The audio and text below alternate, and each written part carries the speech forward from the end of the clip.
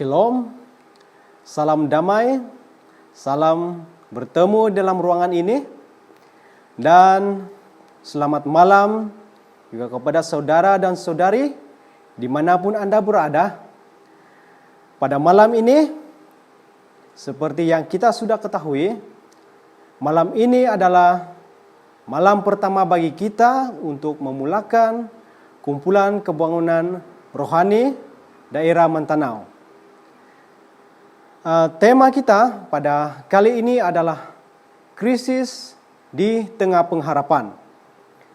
Selaras dengan keadaan dunia pada masa kini, kita terpaksa berhadapan dengan krisis pandemik COVID-19.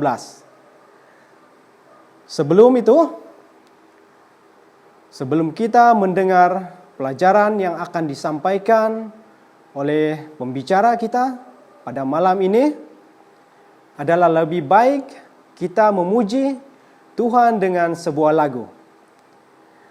Kita percaya bahwa setiap pengikut Yesus ada permulaannya untuk menerima kerajaan surga, dan kita adalah pewarisnya.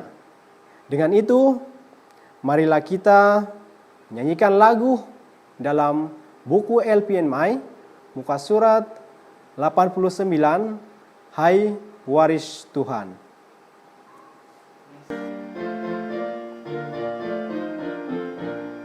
Hai waris surga, mengapa mengantuk?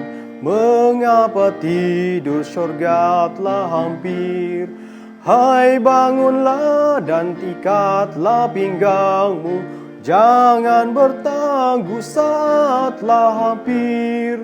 Hai waris surga, mengapa berlengah? Mengapa mundur, upahmu dekat? Hai bangunlah, segera datanglah Yesus. Bersedialah, jangan terlambat. Bangsa-bangsa pun marah dan gempur, mereka kacau serta gementar. Tunggu Tuhan, janganlah engkau tidur. Di atas awan sinar memancar. Pandang ke syurga, ingkatlah matamu. Tunggulah segera datang rajamu. Bersukalah, dekat lepasanmu. Hai waris syurga, puji rajamu. Baiklah, sekarang mari kita menyanyikan lagu tema kita dalam LPMI 178, Pengharapanku Hanyalah.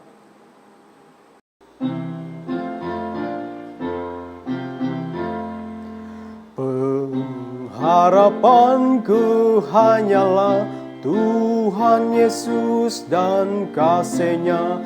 Darah-Nya sudah tercurah, itulah tanda kudrat-Nya.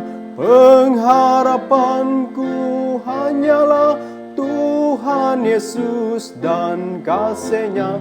Tuhan Yesus dan kasih-Nya. Meski kelam kabut jalanku dan angin ribut kelilingku, hatiku aman sentosa karena rahmat Tuhan Yesus. Pengharapanku hanyalah Tuhan Yesus dan kasih-Nya. Tuhan Yesus dan kasih-Nya. Ku ingat selalu janji-Nya, itulah penghiburanku. Dikorbankannya nyawanya supaya selamat hidupku. Pengharapanku hanyalah Tuhan Yesus dan kasih-Nya. Tuhan Yesus dan kasih-Nya. Jika napiri berbunyi, kulihat Yesus pun datang. Ku turut sorak dan nyanyi, Tuhan bawa aku pulang, pengharapanku hanyalah Tuhan Yesus dan kasih-Nya, Tuhan Yesus dan kasih-Nya. Pada masa ini, saya menjemput Puan Justina untuk melayangkan doa pembuka. Mari kita berdoa. Tuhan Bapa kami yang ada di kerajaan surga, saya mengucap syukur pada malam ini, karena sepanjang hari ini Engkau sudah memberikan kesehatan bagi kami. Sehingga pada malam ini, kami dapat bersama-sama untuk berkumpul melalui kumpulan umum ini bagi daerah Mentanau 2020. Bapa di surga, terima kasih karena Engkau sudah bersama dengan kami. Pada saat ini kami mempelajari satu pelajaran yang disampaikan oleh pastor daerah kami. Mohon agar Tuhan menyertai dengan dia, memberi ia kesehatan supaya semua pelajaran yang dia sampaikan akan disampaikan dengan baik. Begitu juga dengan kami, bagi pendengar-pendengar. Mohon Roh Kudus Tuhan supaya sentiasa memberikan kami pendengaran yang baik, supaya semua pelajaran yang kami dengar kami dapat mempelajari, mengaplikasikan dalam kehidupan kami masing-masing. Begitu juga penuntun-penuntun di rumah, ya Bapa. Mohon Roh Kudus Tuhan agar berserta dengan mereka, supaya apa yang mereka dengar dalam kumpulan umum melalui online ini, mereka juga diberkati. Bapa, terima kasih karena Engkau sudah mendengar menjawab doa ini. Semua ini serahkan dalam nama Tuhan Yesus Kristus yang menjadi juru selamat kami semua. Amin. Sekarang mari kita mendengarkan info kesehatan daripada Cik Juslin. Shalom, selamat bersama kami di kumpulan umum daerah Mentanau pada hari yang pertama. Sepanjang kumpulan umum ini, kita akan belajar 10 tips awet muda secara semula jadi. Maksudnya, setiap malam, 1 tips akan dikongsikan. Jadi, jangan lepaskan peluang untuk bersama kami selama 10 malam bermula pada malam ini, sehingga 23 hari bulan Desember nanti. Sebelum itu, saya senang untuk mendefinisikan awet muda. Menurut I-Kamus Dewan Bahasa dan Pustaka, awet muda itu bermaksud seseorang yang kelihatan lebih muda daripada usia sebenar dia. Contohnya, seseorang yang sudah berumur 60 tahun, tetapi dia masih kelihatan seperti 40 tahun. Ataupun seseorang yang sudah berumur 80 tahun, tetapi masih bertenaga seperti seseorang yang berumur 60 tahun. Sahabatku, kita ada tanggung jawab untuk usahakan menjadi awet muda. Bila kita kelihatan awet muda, itu membuktikan bahwa kita sudah menjalankan tanggung jawab kita dengan baik, yaitu dengan menjaga tubuh kita. Nah, untuk tips yang pertama, saya akan mengongsikan sesuatu mengenai air. Ciri-ciri air yang baik untuk diminum adalah yang pertama harus bermineral. Yang kedua jernih, tidak keruh, tidak memiliki bau, tiada rasa, tawar, tapi menyegarkan. Tidak ada sisa endapan yang terlihat pada dasar permukaan air tersebut dan bebas daripada zat kimiawi arsenik. Tahukah Anda, bayi dilahirkan adalah 75% terdiri daripada air. Daripada berat badan seorang dewasa, 70% adalah air. Contohnya kan berat saya 48 kg, maksudnya 33,6 kg adalah air. Bahan-bahan kelabu dalam otak kita juga terdiri daripada 85% air. Di dalam darah ada 83% adalah air. Demikian juga dengan otot-otot kita, ada 75% air. Kepada tulang kita 20 hingga 25% air. Jadi air ini sangat penting untuk setiap sel. Setiap sel badan kita memerlukan air untuk melakukan tugasnya. Antara fungsi air dalam hidup kita, ia membantu dalam proses metabolisme, yaitu sebagai agen pengangkutan yang penting dalam badan. Air penting juga di dalam pencernaan, karena dia membantu membuang kotoran melalui ginjal. Selain daripada itu, air menjadi penjaga suhu badan kita dan merupakan bahan utama di dalam pengaliran darah. Air tidak tinggal kekal dalam badan kita. Badan kita akan terus kehilangan air melalui pernafasan, perpeluhan, melalui air kecil dan besar. Oleh itu, kita bertanggung jawab menggantikan air yang hilang itu. 15 ciri dehidrasi yang jarang kita sedari. Mungkin ada beberapa yang kita sedar. Seperti kulit kering, tubuh merasa ngilu-ngilu, tekanan darah rendah, boleh akibatkan pengsan, sembelit, tidak berkeringat, detak jantung meningkat, suasana hati tidak stabil, bau mulut, mual, rasa mau muntah, merasa lelah atau penat, mengantuk, pening, rasa haus dan lapar, jarang buang air kecil, dan kalau buang pun warna urin lebih gelap kelihatannya. Jadi masa terbaik minum air adalah apabila kita bangun pada awal pagi, di mana sepanjang kita berehat semalaman, kita tanpa sadar sudah kehilangan banyak air. Dan semestinya pada masa-masa yang sesuai sepanjang masa. Dan bagaimana cara minum yang terbaik?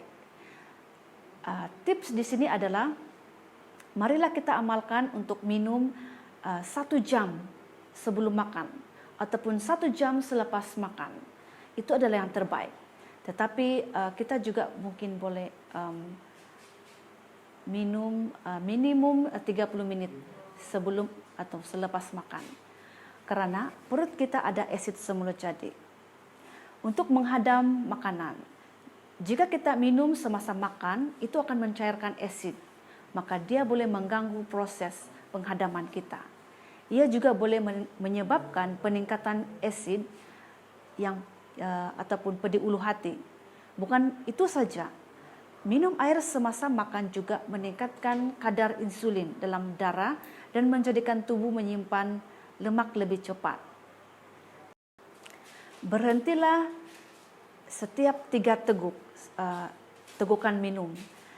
Biar air yang kita minum itu bergaul dengan air liur supaya dapat manfaat yang maksimum. Minumlah air yang bersuhu bilik. Jangan kita mengambil minuman yang terlalu panas ataupun terlalu sejuk. Minumlah 2 hingga 2,5 liter sehari bagi orang dewasa normal. Untuk mengelakkan minum air semasa makan, elakkan makanan-makanan yang terlalu masin. Makanan masin akan membuat kita rasa cepat haus dan ingin minum air. Juga elakkan makan dengan tergesa-gesa, supaya makanan tidak tersekat di kerongkong. Jadi kita harus mengunyah lebih banyak sebelum kita menelan makanan. Dan sekurang-kurangnya kita kunyah 20 kali makanan itu, supaya mudah perut mencerna makanan. Sahabatku, marilah kita amalkan minum air yang mencukupi. Semoga kita dapat menjalani hidup yang lebih sehat, seterusnya dapat mencegah penyakit. Tuhan memberkati Anda dan saya.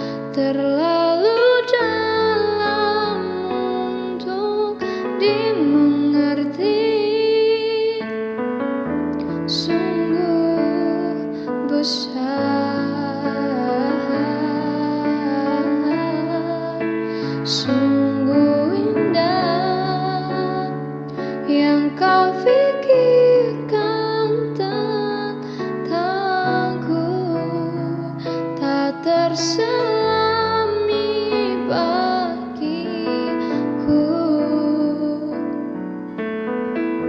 Sungguh indah.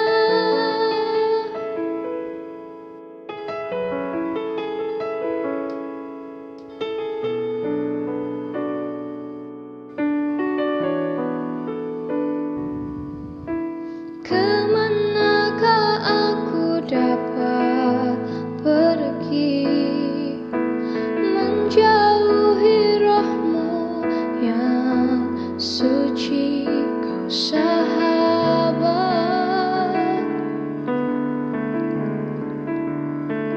dan kau dekat.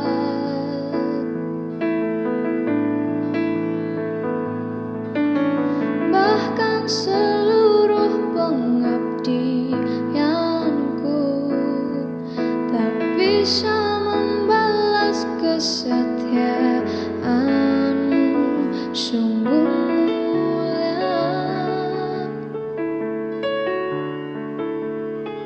dan berharga. Sungguh besar pengorbananmu bagiku,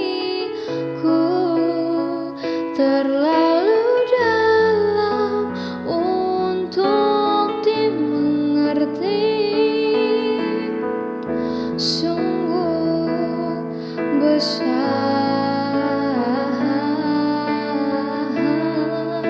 sungguh indah yang kau pikirkan tentangku, tak terselami bagiku. Sungguh indah.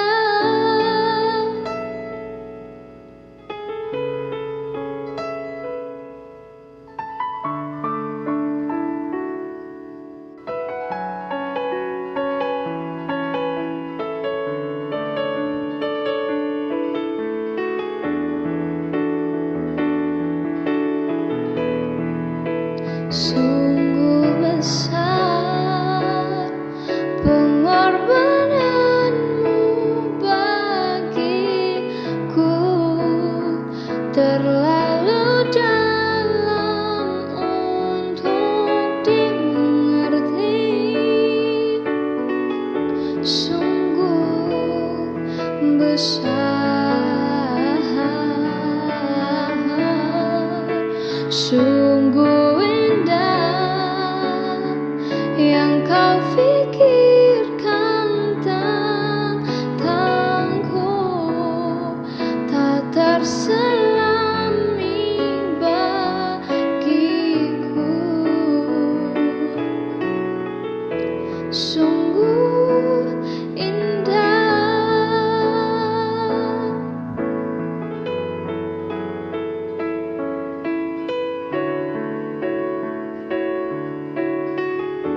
Sungguh indah.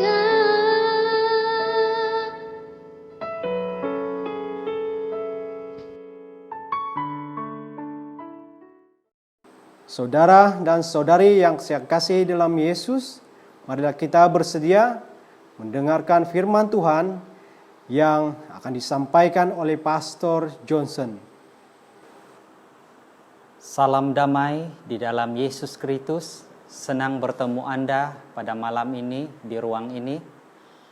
Pada malam ini kita akan mempelajari satu pelajaran yang bertajuk bertumbuh di dalam keajaiban kasih Tuhan. Dari mana memulainya? Sebelum itu saudara-saudari, saya senang untuk jemput kita berdiam seketika untuk berdoa.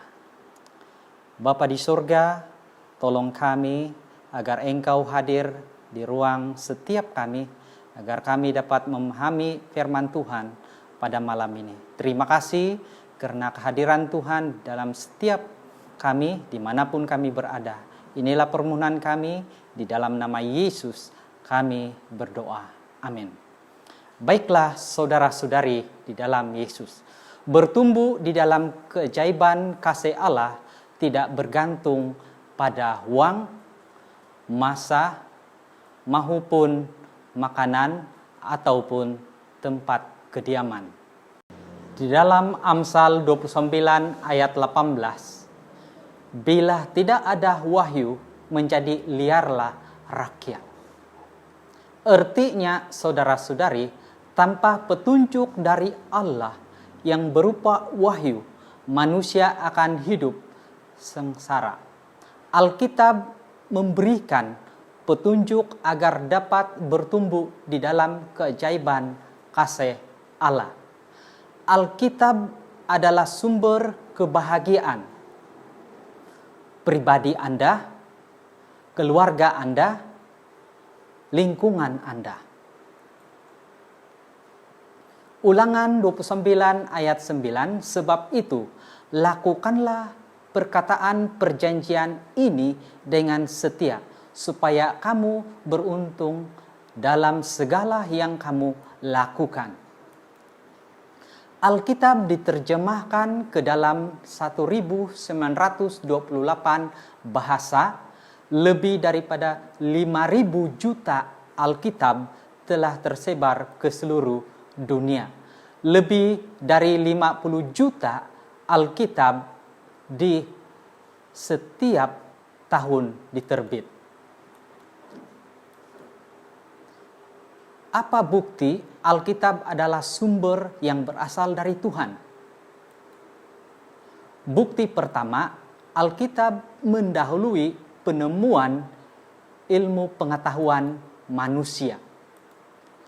Sebelum penemuan Christopher Columbus yang mengelilingi dunia dan menyatakan bumi ini bulat, Alkitab menyatakan 3.000 tahun lebih awal bahwa Allah bertakhta atas bulatan bumi. Yesaya 40 ayat 22. Galileo, orang pertama menemukan bahwa jumlah bintang-bintang tidak terhitung banyaknya. 20 abad sebelum Galileo, Nabi Yeremia berkata, tentara langit tidak terbilang. Yeremia 33 ayat 22. Bukti kedua, Alkitab dapat mengubah kehidupan seseorang. Kesaksian ramai orang tentang kasih Allah mengalami perubahan dalam memiliki sukacita baru, memiliki tujuan yang baru, memiliki kuasa rohani yang baru, memiliki roh mengampuni, memiliki perasaan bahagia yang baru. Bukti ketiga, isi Alkitab tidak berubah. Arkeologi, bahagian dalam dari Gua Qumran, di mana kebanyakan potongan naskah Laut Mati ditemukan. Nah, pada masa itu, saudara-saudari, buku-buku tersebut dibandingkan satu sama lain. Mereka menemukan isi tetap sama. Bukti keempat, Alkitab memberikan pengharapan. Sebab segala sesuatu yang ditulis dahulu telah ditulis untuk menjadi pelajaran bagi kita, supaya kita berpegang pada pengharapan oleh ketekunan dan penghiburan dari kitab suci. Roma 15 ayat 4. Bukti kelima, Alkitab meningkatkan kualiti hubungan satu sama lain. Bukti keenam, Alkitab rahasia kejayaan pengusaha.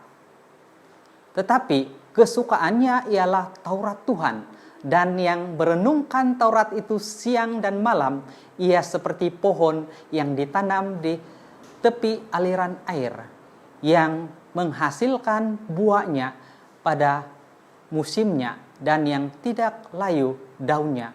Apa saja yang diperbuatnya berhasil. Mazmur 1 ayat 2 hingga 3. Alkitab tidak dapat dimusnahkan, saudara-saudari. Pada waktu revolusi Prancis dan zaman gelap, semua Alkitab dikumpul untuk dibakar. Jadi pada masa itu, saudara-saudari, adakah Alkitab ini dimusnah semua? Apa kata Yesus? Langit dan bumi akan berlalu, tetapi perkataanku tidak akan berlalu. Matius 24 ayat 35. Pada zaman gelap di Eropa, ada beberapa pelopor kebenaran. Antaranya orang-orang Waldenses. Mereka memelihara Alkitab ini. Mereka memegang kebenaran ini yang ada di dalam Alkitab. Mereka pergi ke perkampungan yang tersembunyi di pergunungan karena mereka melarikan diri dari penganiayaan dan pemusnahan Alkitab. Memelihara Alkitab dan kebenaran turun-temurun inilah antara aktiviti orang Waldenses pada ketika itu. Orang-orang Waldenses tekun menyalin semula Alkitab dengan pen dan kertas. Pelopor yang seterusnya, John Huss, menemukan kebenaran tentang penurutan hukum di dalam Alkitab. Pelopor yang seterusnya, Martin Luther, menemukan kasih karunia dan pengampunan Allah adalah percuma di dalam Alkitab. Pelopor yang seterusnya,